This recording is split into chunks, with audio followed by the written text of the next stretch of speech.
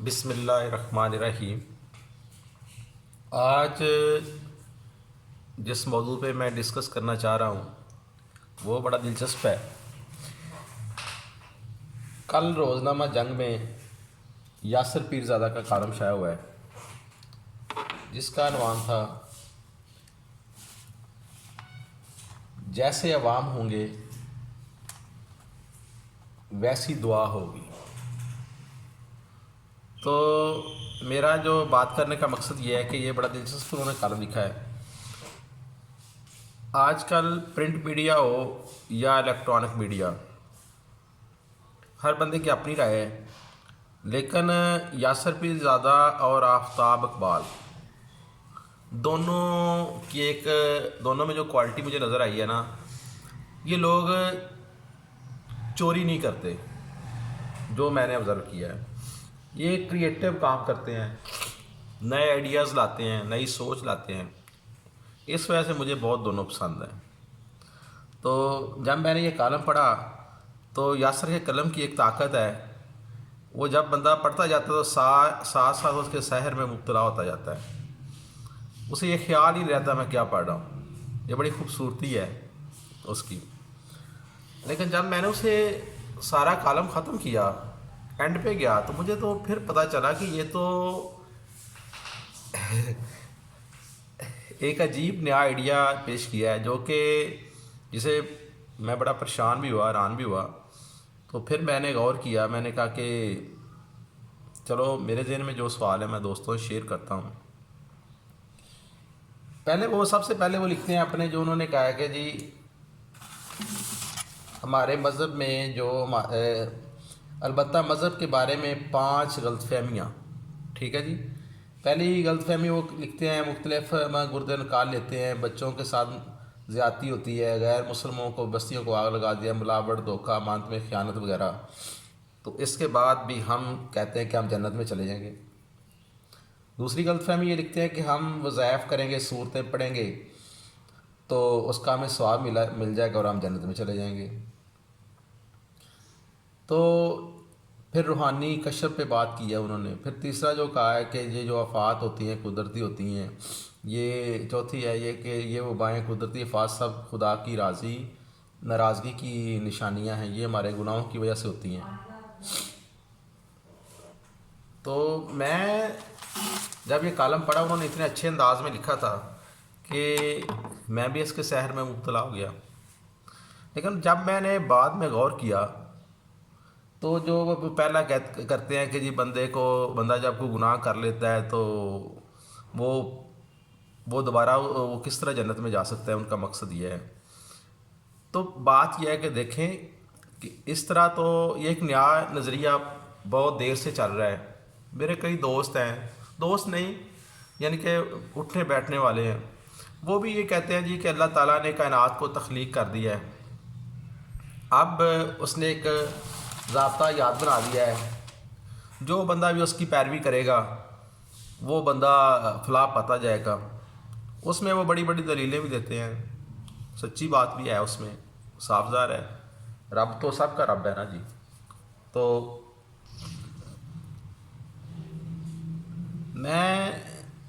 مجھے جو اس میں سب سے چیز عجیب لگی نا، کہ یاسر پیرزادے نے جو یہ بات لکھی ہے، اس کا مطلب ہے کہ جو بندہ گناہ کر لیتا ہے اس کے لیے توبہ کا دروازہ بند ہو گیا۔ پھر ہمارے سامنے قرآن جیت کی سب سے بڑی دلیل ہے کہ حضرت آدم سے غلطی ہوئی، آپ نے توبہ کی، آپ کی توبہ قبول ہو گئی۔ یعنی کہ ہم دونوں طرف سے ہم انتہا پسندی کی طرف آ رہے ہیں۔ جو لوگ پیش کرتے ہیں دلیل کہ جی کائنات میں اللہ نے ایک نظام تخلیق کر دیا ہے، وہ بات بالکل درست ہے، میں اس کا بہت بڑا حامی ہوں۔ دیکھیں جاپان کی سب سے بڑی کمپنی ہے ٹویوٹا، وہ سود کے بغیر کاروبار کرتی ہے۔ وہ کہتے ہیں کہ جب سے ہم نے سود کے بغیر کاروبار کرنا شروع کیا ہے، ہمارے جو اثاثے ہیں وہ اتنی تیزی سے اوپر جا رہے ہیں۔ جاپان میں لوگ جھوٹ نہیں بولتے، تو صاف ظاہر ہے وہ جو ایک پیرامیٹر بنائے گئے ہیں وہ اخلاقیات کے، جب ان پہ آپ عمل کرتے ہیں، آپ ادھر دیکھیں جو تاجر جھوٹ نہیں بولتا، جائز منافع لیتا ہے، اس کا کاروبار دن دن ترقی کرنا شروع کر دیتا ہے۔ اس سے کون بندہ انکار کر سکتا ہے؟ لیکن یہ کہہ دینا کہ ہم اس طرح، تو پھر جو کوئی بندہ قرآن مجید پڑھے ہی نہ، کہ وہ اگر اس کے ذہن میں ہو. اصل میں ہمارا مسئلہ یہ ہے کہ ہم دونوں طرف سے انتہا پسندی کو چھو رہے ہیں، کہ ہم کہتے ہیں کہ اسباب کو چھوڑ دیں اور صرف دعاؤں پہ توجہ کرنا شروع کر دیں. یہ بات بھی غلط ہے. ہمارے سامنے کئی مثالیں ہیں. آپ دیکھیں کہ جو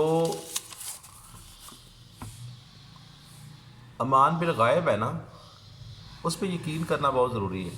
وگرنہ آپ پھر تو آپ آزاد ہو گئے نا جی. اگر آپ کسی مذہب کے دائرے سے نکل جاتے ہیں تو پھر تو آپ آزاد ہیں، پھر آپ جو مرضی کہیں، آپ کو کوئی نہ بندہ پوچھ سکتا ہے، نہ بندہ آپ سے ڈسکس کر سکتا ہے.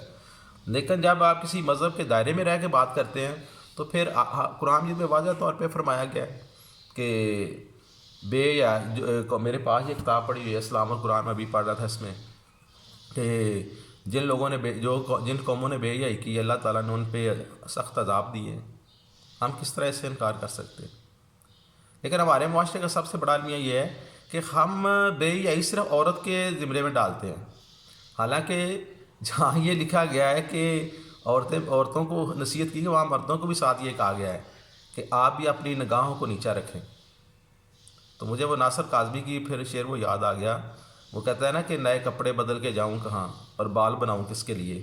اگر مرد اپنی نگاہیں نیچی کر دیں گے تو عورتوں میں فحاشی خود بخود ختم ہو جائے گی. لیکن ہم سارا الزام جو ہے وہ عورتوں پہ ٹھہرا دیتے ہیں. دوسری بات یہ جو انہوں نے کی ہے کہ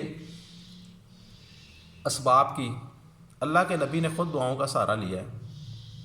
غزوہ بدر کی سب سے اعلیٰ مثال ہے کہ اس وقت آپ دیکھیں کہ کفار کا لشکر کتنا طاقتور تھا اور مسلمانوں کی تعداد بہت کم تھی. اللہ کے نبی نے کہا کہ میں نے دعا کی ہے اور آپ کو انشاءاللہ نصرت ملے گی.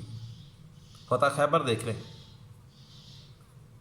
کہ 39 دن کے بعد اللہ کے نبی نے کہا کہ صبح آپ کو فتح ضرور ملے گی، مل گئی. تو یہ جو چیزیں ہوتی ہیں نا، یہ دین کی جو چیزیں ہیں، یہ آپ کو تسلیم کرنا پڑتی ہیں، آپ اس سے بھاگ نہیں سکتے. لیکن اگر آپ یہ کرنا شروع کر دیں کہ ہم نے اندر بیٹھ جانا ہے اور صرف دعائیں کرنی ہیں، تو اس کی بھی اسلام اجازت نہیں دیتا. اگر سارا کام دعاؤں سے چلتا ہوتا تو پھر اللہ کے نبی اپنے پیارے صحابہ اپنے چاچا کو کیوں شہید کرواتے؟ دعا کر دیتے، فتح مل جاتی. واقعہ کربلا جو ہے اس میں حضرت امام حسین دعا کر دیتے. تو ہمیں یہ ایک بیلنس لے کے چلنا ہے، سمجھائیے، جس میں ہماری عبادات بھی ہیں، ہماری دعائیں بھی ہیں، ہمارے دنیاوی اسباب بھی ہیں. اگر ہم یہ کہیں کہ جی نہیں ہم نے صرف دعاؤں کا ہی سہارا لینا ہے تو اسلام اس کی قطعاً اجازت نہیں دیتا. اللہ کے نبی نے سارے جو تکلیفیں اٹھائی ہیں، جتنے آپ کے نے وہ جدوجہد کی ہے، آپ نے تو اتنا خوبصورت معاشرہ پیش کیا ہے جس کی مثال ہی نہیں مل سکتی. چھوٹے سے چھوٹا کام آپ لے لیں تو آپ کو اللہ کے نبی کی زندگی میں ملے گا. بڑے سے بڑا کام دیکھ لیں، آپ کو ملے گا. یہی وجہ ہے کہ ہمیں سیرت کا مطالعہ بڑے اچھے طریقے سے کرنا چاہیے اور ہمیں ان تمام پہلوؤں کا جائزہ لینا چاہیے کہ جس کی وجہ سے آج کل یہ جو ہم ذہنی طور پہ، معاشرتی طور پہ، سماجی طور پہ بکھرے ہوئے ہیں. لیکن اگر آپ ہمارا اصل یہ ایک نیا سسٹم ہمارے ملک میں رائج ہو رہا ہے کہ دینی قوتیں ایک طرف جا رہی ہیں اور جو لوگ جدید علوم پڑھتے ہیں یا سائنس پڑھتے ہیں وہ دوسری طرف جا رہے ہیں. میرے خیال میں ہمیں ڈاکٹر طاہر القادری جیسے لوگوں کی جو کتب ہیں ان کا مطالعہ کرنا چاہیے، ان جیسے اسکالر سے رہنمائی لینی چاہیے جو دین اور دنیا کا بڑے اچھے طریقے سے جائزہ پیش کرتے ہیں اور ان کی بڑی گرفت ہے اس پہ، سائنس پہ. تو بات کرنے کا مقصد یہ ہے کہ مجھے عجیب سا محسوس ہو رہا ہے، لیکن یاسر صاحب نے جو لکھا ہے اس پہ آپ کسی طرح بھی اس کو آپ صحیح نہیں کہہ سکتے، کیونکہ اس طرح تو پھر نہ بندے کی کوئی توبہ قبول ہونی ہے. اگر کسی سے جرم ہو جانا اسے سزا ملنی ہے، اور انہوں نے ایک بے اختیار سا مذہبی نظام پیش کر دیا ہے. اب میں اگر کوئی بندہ جو مرضی کرتا پھرے، اس کو دنیا میں گرفت نہیں اس پہ آ سکتی. ہمیں ان تمام باتوں میں سوچنا چاہیے کہ ہم کدھر جا رہے ہیں. اگر تو ہم نے ایک دین کو ماننا ہے تو پھر ہمیں دین کے جو بالغیب ہے اس پہ ایمان رکھنا ضروری ہے. کیونکہ اگر ہر چیز کو آپ جانچیں گے، اس کی ایک اور آپ کو مثال دیتا ہوں کہ اللہ تعالیٰ نے ایک فطری نظام بنایا ہے. یہ انسان کی پیدائش کا، لیکن آپ دیکھیں کہ عیسیٰ جو ہیں وہ بغیر باپ کے پیدا ہوئے ہیں. تو اللہ تعالیٰ کی جو طاقت ہے، جو اختیارات ہیں، وہ اس پہ آپ اگر ذہنی طور پہ آپ کہیں تو آپ بلیو ہی نہیں کر سکتے. لیکن اگر آپ اس بات پہ یقین نہ کریں تو آپ دائرہ اسلام سے خارج ہو جاتے ہیں. اس لیے ہمیں متوازن رستہ اختیار کرنا چاہیے، دین اور دنیا کو ساتھ لے کے چلنا چاہیے. اللہ کے نبی نے ہمیں یہ جو اینڈ پہ انہوں نے لکھا ہے جی، تو اللہ کے نبی نے ہمیں یہی رستہ بتایا ہے کہ آپ کی جو پسندیدہ دعا ہے وہ یہی ہے نا، ربنا آتینا فی الدنیا، کہ آپ پہلے دنیا کی بھی فکر کریں اور آخرت کی بھی فکر کریں. یہ نہ ہو کہ دنیا کی فکر میں آخرت کو چھوڑ دیں اور آخرت کی فکر میں دنیا کو چھوڑ دیں. تو بس میں نے آپ سے یہی کہنا تھا. اگر آپ کو یہ میرا پسند آیا ہے تو پلیز کمنٹ ضرور دیجیے گا. اوکے، اللہ حافظ.